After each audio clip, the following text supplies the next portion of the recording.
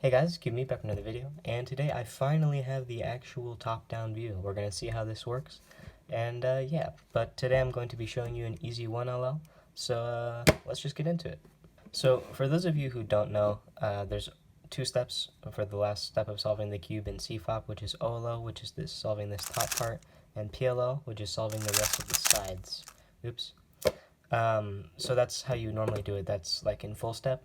The difference between 1LL and ZBLL though is that ZBLL has the top cross solved. So yeah, but 1LL solves OLO and PLO in one algorithm, except it has, you know, no top cross. It's pretty simple, but let's get into the algorithm.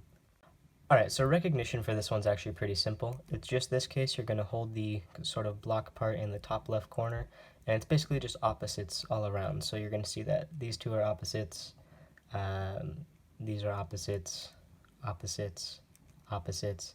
These two corners will match, and these two corners will match. So let me put it on screen.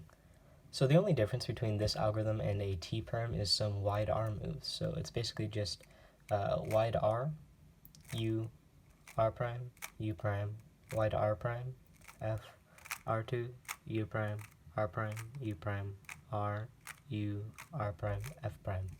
And there we go, that's our 1LL. Pretty simple, not too much to it actually. Oops, sorry, you can see the wobble there, see? But anyway, maybe if I add warp stabilizer it'll fix it, but here we go. So, pretty simple. I hope that helped. I hope that sometime you guys get that case, and I hope that I will as well. So it's a little bit faster than regular OLO and PLO, and yeah. So this is what, well, I guess if you were holding it from this angle anyway, you might as well do that algorithm and then get an A-perm, but it's still quicker. So yeah, I hope you all enjoyed, and I'll see you all later. Bye!